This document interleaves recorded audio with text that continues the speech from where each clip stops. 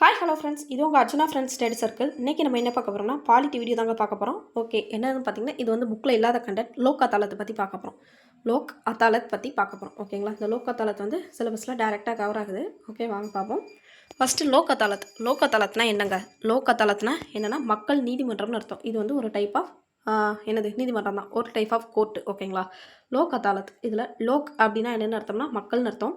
அதாலத் அப்படின்னா நீதிமன்றம்னு அர்த்தம். ஓகேங்களா, லோக் வந்து எதை மீன் பண்ணுதுன்னா மக்களை மீன் பண்ணுது. அதாலத்துங்கிற நீதிமன்றங்களை மீன் பண்ணுது. ஓகேங்களா, ஓகே.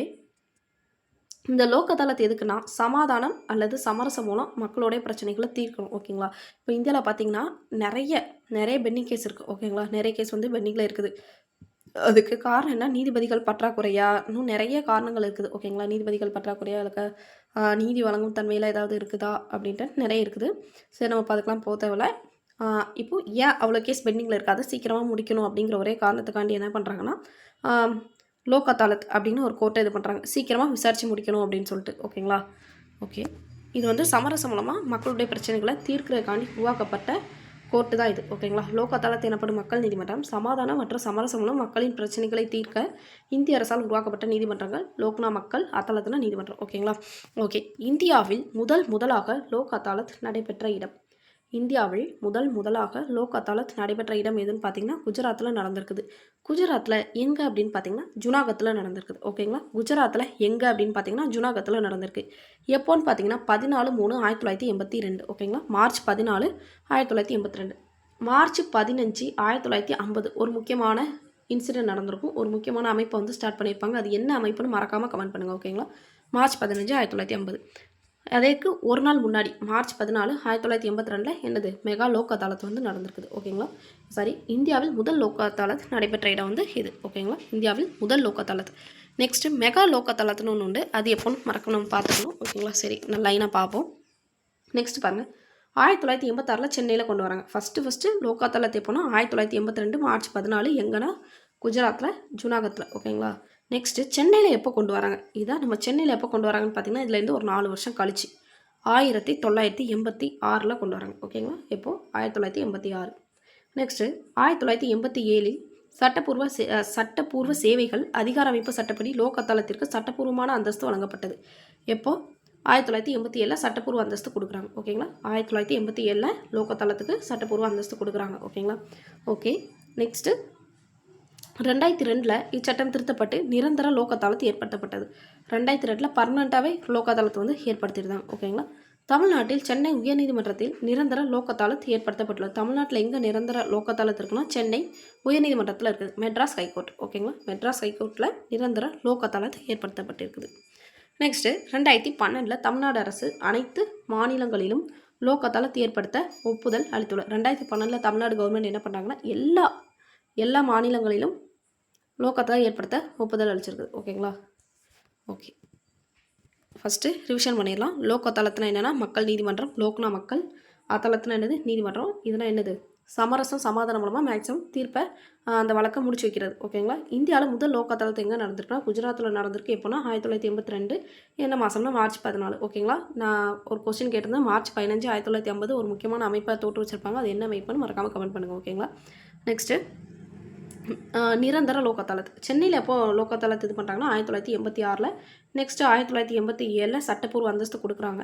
ஓகேங்களா, உங்களுக்கு இன்னொரு கொஸ்டின், நால்சா அப்படின்னு கேள்விப்படுவேன், நேஷ்னல் தேசிய சட்டப்பூர்வ ஆணையம் எப்போ கொண்டு வந்தாங்கங்கிறத மறக்காமல் கமெண்ட் பண்ணுங்கள். நெக்ஸ்ட்டு தேசிய சட்டப்பூர்வ ஆணையம் எப்போ கொண்டு வந்தாங்கன்னு கமெண்ட் பண்ணுங்கள். நெக்ஸ்ட்டு என்னென்னா அது எந்த ஆர்டிக்கல் படி கொண்டு வந்தாங்க அப்படின்னு கமெண்ட் பண்ணுங்கள். ஓகேங்களா, ஓகே. இலவச சட்ட உதவி இது நம்ம ஷார்ட்ஸாக ஆல்ரெடி அப்லோட் பண்ணியிருக்கோம், அதனால் மறக்காமல் அதையும் கமெண்ட் பண்ணிடுங்க. அது வந்து டிபிஎஸ்பியில் கூட வரும். உங்களுக்கு 2 க்ளூ கொடுத்தாச்சு. ஓகேங்களா, ஓகே. 2002 நிரந்தர லோக் அதாலத் ஏற்படுத்துகிறாங்க. 2012 தமிழ்நாடு முழுக்க ஏற்படுத்தணும் அப்படின்னு சொல்லியிருக்காங்க. நெக்ஸ்ட்டு பாருங்கள், லோக் அதாலத் அமைப்பு. இந்த லோக் அதாலத்தோட ஸ்ட்ரக்சர் எப்படி இருக்குன்னு பார்த்தீங்கன்னா இதன் நீதிமன்ற அமர்வில் இடம்பெறும் 3 நபர்கள். மொத்தம் 3 பேர் தாங்க இந்த லோக் அதாலத்தில் இருக்காங்க. அது யாரான்னு பார்த்தீங்கன்னா ஓய்வு பெற்ற மாவட்ட நீதிபதி, ஒரு சமூக பணியாளர், ஒரு வழக்கறிஞர். இவங்க தான் இந்த லோக் அதாலத்தில் இருக்கிறாங்க. ஓகேங்களா, ஓய்வு பெற்ற மாவட்ட நீதிபதி, ஒரு சமூக பணியாளர், ஒரு வழக்கறிஞர். இந்த 3 பேர் இருக்கிறதா ஒரு லோக் அதாலத்து. இவங்க தான் நிறைய கேஸை தீர்த்து வைக்கிறாங்க. ஓகேங்களா, ஓகே. இதோடைய சிறப்புகள் என்னதெல்லாம் பார்த்தோம்னா மக்கள் நீதிமன்றங்கள் மூலம் கோர்ட்டில் நிலுவையில் இருக்கும் வழக்குகள் மட்டுமல்லாமல் கோர்ட்டுக்கு வர இருக்கும் தாவாக்களுக்கும் தீர்வு கண்டுவிடலாம். ஓகேங்களா, மக்கள் நீதிமன்றம் கோர்ட்டில் நிலுவையில் இருக்க கோர்ட்டில் உள்ள பெண்டிங் கேஸ் மட்டும் இல்லாமல் வேறு கேஸும் நம்ம வர இருக்க தாவாக்கும் சேர்த்து அவங்க வந்து சொல்யூஷன் கொடுத்துட்டாங்க. ஓகேங்களா?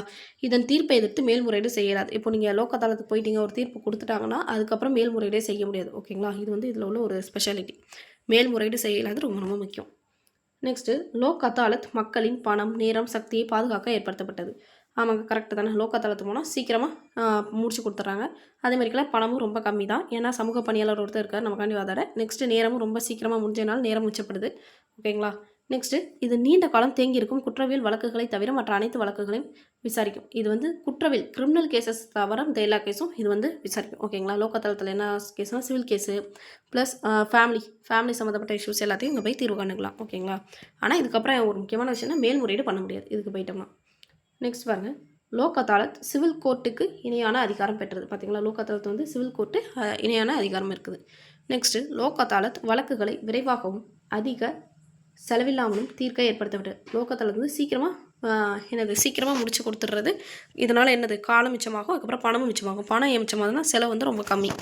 இதை வந்து விரைவு நீதிமன்றங்கள் என்னவோ அழைக்கப்படுகிறது. ஏன்னா சீக்கிரம் கேஸை முடிச்சு கொடுத்துட்றாங்க. அதனால் என்னென்னு சொல்கிறோம், இதை விரைவு நீதிமன்றங்கள்னு சொல்கிறோம். நெக்ஸ்ட்டு பணம் தொடர்பான வழக்குகள், திருமண வழக்குகள், இது எல்லாமே அவங்க தீர்த்து வைக்கிறாங்க. ஓகேங்களா? பகிர்வு மற்றும் சொத்து தொடர்பான தகராறுகள் இதெல்லாம் சிவிலில் வந்துடும். இது எல்லாத்தையும் யார் விசாரிக்கிறா? நம்ம லோக் அதாலத் விசாரிக்குது. இதுதாங்க ரொம்ப முக்கியம். நான் அப்ளை சொன்னது தான் மெகா லோக் அதாலத் 2013. ஓகேங்களா? நவம்பர் 23, 2013 மெகா லோக் அதாலத் நடக்கும். ஓகே, அதுக்கு முன்னாடி இந்த இதை பார்த்துரும். 1992 அக்டோபர் 2 லோக் அதாலத் மூலம் 1 மில்லியன் வழக்குகளை தீர்க்க தேசிய அளவிலான திட்டம் கொண்டு வரப்பட்டது. தேசிய அளவிலான திட்டம் எப்போ கொண்டு வராங்கன்னா 96 அக்டோபர் 2 கொண்டு வராங்க. அதாவது காந்தி ஜெயந்தி அன்னைக்கு கொண்டு வராங்க. ஓகேங்களா?